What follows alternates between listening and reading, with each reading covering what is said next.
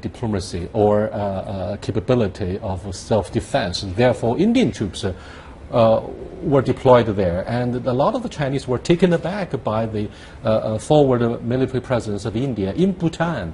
They crossed into the territory and into what we call the Chinese territory, and hence the current uproar in our media about the dispute. Maybe then that begs the question to ask, why does Bhutan not trust China? Bhutan and India has had a military cooperation agreement for a long time, and the Indian military did not go there by its own accord. It was only when the Bhutanese government called on the Indian military that they step into the border. And then it also... Government voice and position is one thing. What about the voices coming from the grassroots level in Bhutan? I've been very close. In the parliament. Yeah, I've actually worked very close to the Bhutanese. Do you have a consensus there? They I united think we do. in their position? I think the Bhutanese government is very united. When you look at Facebook, you will have some different voices coming out of it. Well, you also mentioned that social media is probably not the right way to make the right decisions. But that's perhaps the most liberal platform for non-Western democratic countries. But having said this, let's look at other issues.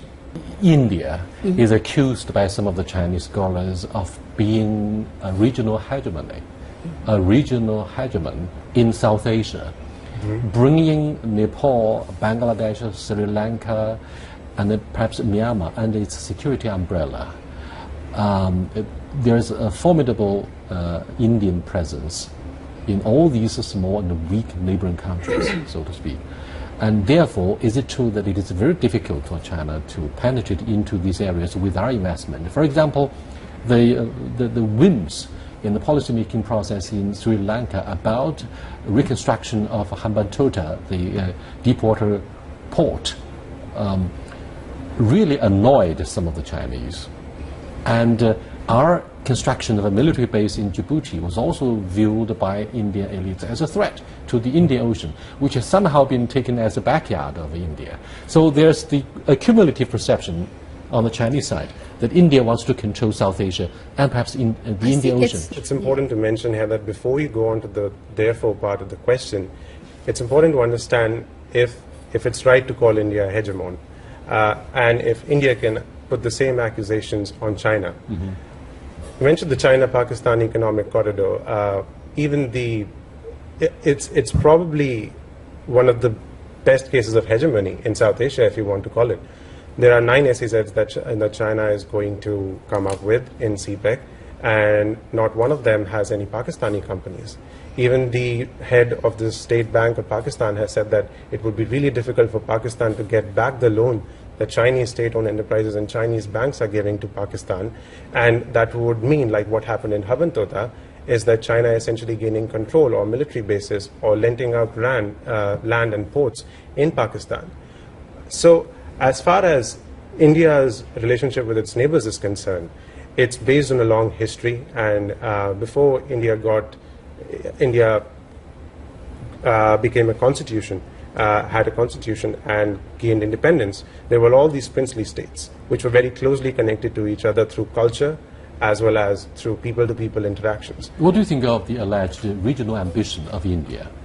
I mean, I think Ravish is right, because you have to stand on your own positions to think about.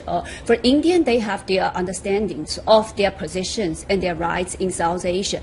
But you should think about the South Asian neighbors, what they think of India. So this is something that you say that India have this kind of connections, but whether South Asian countries also perceive that Taking it's relative. Bhutan as an example. Why does India alienate itself from the traditional non-aligned movement? Because New Delhi refused to send a delegation to the non-aligned movement in Venezuela, and that may have sent a very meaningful message to the rest of the world about the image of India, which is one of the 5 founding members of the non-aligned movement. Does it mean dangerously that India will align itself with the United States should the Dhoklam standoff fails to be resolved peacefully? So before answering that question, if I may just mention this, India's foreign policy is very independent. It is not based on what country A tells us to do or what country B tells us to do. And as far as the non-alignment movement is concerned, it is very much an Indian dream, and which is exactly where it stems from, the way our foreign policy functions. We don't want the Indians to tell us what, the Americans to tell us what to do, or Russians to tell us, and therefore, ideologically, it is very much in place. Where the non-aligned movement perhaps lacks is that it needs to get a new raison d'etre. In the changing world, in the changing multipolar world that we have now, nobody is aligning with anybody. Everybody is interacting with everyone. And as far as the Indian delegation is concerned, I think the Prime Minister did not attend, but the Vice President did attend, which is a very senior representation and which goes on to show that India is serious about the members and what they stand for, and that we have very close relationships with all of them. What do you think of the Indian foreign policy? I think I agreed with Ravish. I think in India's foreign policy, there's one important thing that we observe is strategic independence.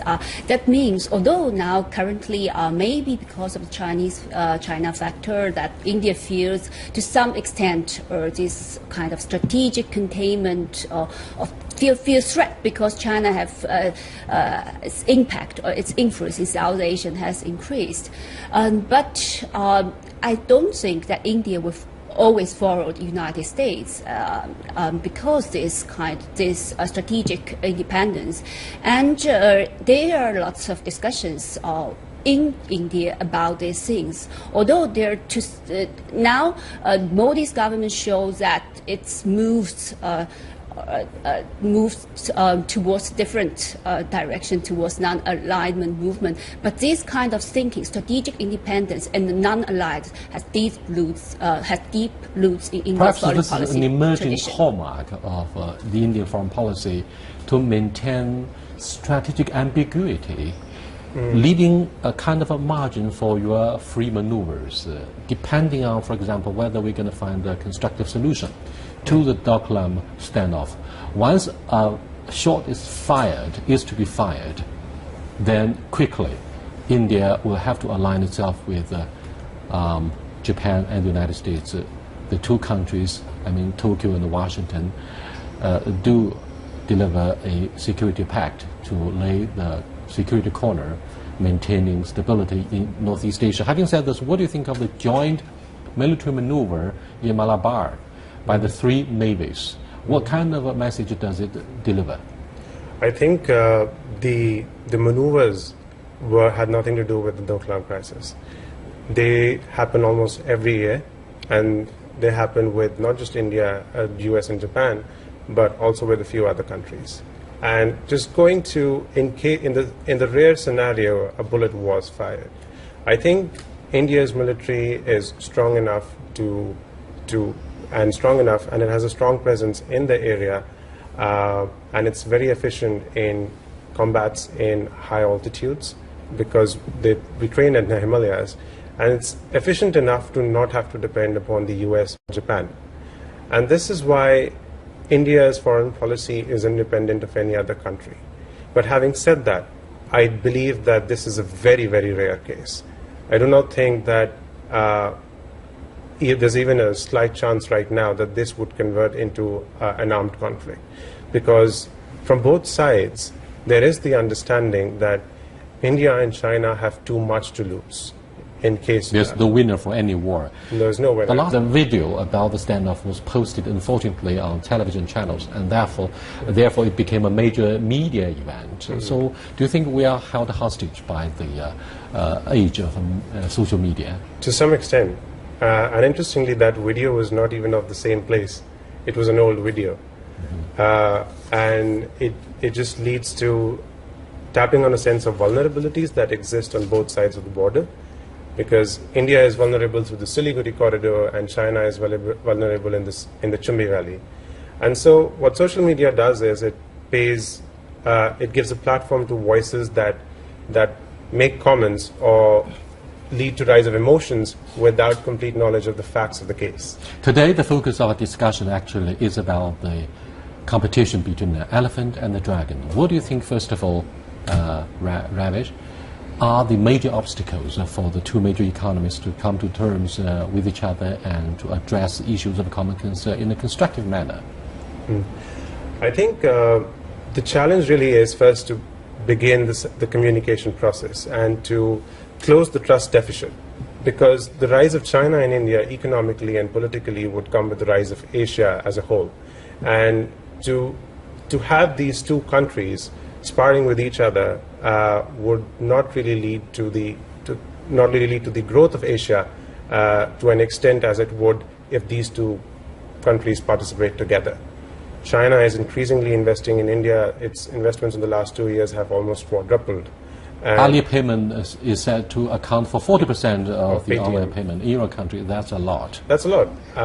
And I've been here for a while, and I'm completely enjoying Chinese technologies, which is WeChat and both Alipay. And I think there's so much to learn from both sides.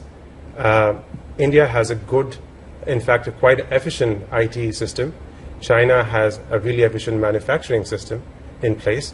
So both sides have a lot to learn from each other. And as economies in the West start to slow down, we need to together invest in engines of growth, which can be Asia and Africa as well. But yes, given that India is a democracy, voices that come out in the open do ask for politicians and members to comment on them. It might not be the same case in China, but sometimes Indian politicians and members of Indian Parliament and even bureaucrats need to respond. But I feel that they've responded very artfully. No one questions the glow of democracy, which is compared to universal value. Dr. Lu, with regard to the border issue, do you think policymakers in both countries are likely to be held hostage by the rapid rise of nationalism, and in the case of India, it's a dual enemy of, for example, both the Hindu nationalism and the general nationalism, both threaten to derail peaceful negotiations or finding a peaceful solution. Do you think, first of all, this is a public enemy number one for both sides to find a constructive solution? I think their disputes can be resolved if we find the correct way. First of all, how do you estimate the strength of nationalism in China? Do you often read Global Times? Yes, I read Global Times, but I think there's always voices there, so a very strong voice, nationalist voices. And border itself, it's naturally connected to these very strong nationalist sentiments. And we can also... Is it blessing or curse for domestic politics at this moment for China? I think... to some extent, maybe it is to some extent it's create a kind of hype, and nationalism in these cases. Sometimes nationalism, if we only look at the territory through this nationalism, and sometimes it will lead to a position which both sides very difficult to make some compromise. Perhaps what makes a real difference between South Asia and East Asia is that our strategic orientation actually lies in East Asia. We don't take India as an enemy, but the border dispute somehow has spun out of control because of the widespread use of social media. Totally. This question, Ravish, is about the prospects of having an economic giant. You are the fastest growing economy. Yeah. Most of the Indians are very confident that you will soon become perhaps the second biggest economy. What do you think is the driving force? Very quickly, because we are coming to the end of this discussion. I think the demographic. Demographic. The demographic is probably one of the strongest points. And adjustments in policy, if they support the growing demographic, India has a lot to gain, and India can play the role that China played in the last decade, perhaps. What about the counter-argument? Which is, I mean, the poor infrastructure, the caste system, the very arrogant elites who may be out of touch with the realities, and Yes, you do have some advantages, such as English-speaking competitiveness. But what do you think of the uneven social development? I think, just addressing each of these points one by one, because they're three separate points. The elites are not as far from the ground because it's a democracy and the representatives rise from the ground. No one questions the issue of representation in your political institutions. I'm sorry, time is running out. The Prime Minister came from as a tea maker, so he's connected. Thank you so much for your participation in this dialogue. Thank you. I'll see you next time. Until then, goodbye.